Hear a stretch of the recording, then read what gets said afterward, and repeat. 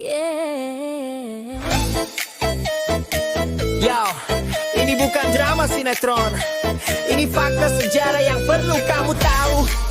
Yesus vs Paulus beda banget ajarannya.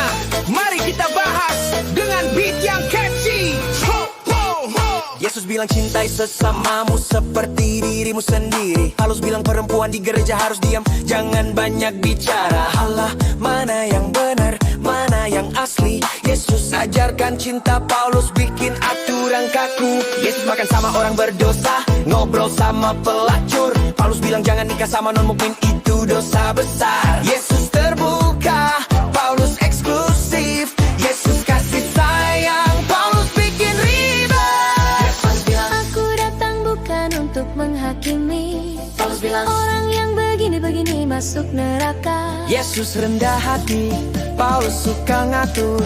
Yesus jalan kaki, Paulus naik kapal, tapi beda misi. Kamu baca Bible atau cuma dengar dari YouTube? Yesus itu guru cinta, bukan pembuat larangan. Paulus itu murid baru, baru percaya udah sok tahu. Ajarannya beda, jangan dicampur jadi satu.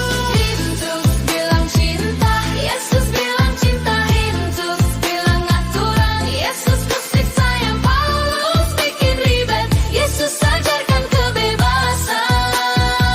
Paulus bikin dogma baru, Dance like you know the truth. don't mix what's not the same. Yesus love, Paulus rules, now you know who to blame. Yesus sembuhin orang sabat, hari suci tapi tetap menolong. Paulus bilang hari sabat gak penting, pakai hari Minggu aja dong. Yesus hormati hukum Taurat, Paulus bilang udah gak perlu. Yesus Yahudi sejati, Paulus ubah jadi versi baru. Waris bilang warisku adalah damai sejahtera. Kalau gak dibaptis kamu gak selamat, waduh bahaya. Yesus gak pernah sebut nama Trinitas. Paulus yang mulai bikin doktrin, dan sejarah pun berubah drastis.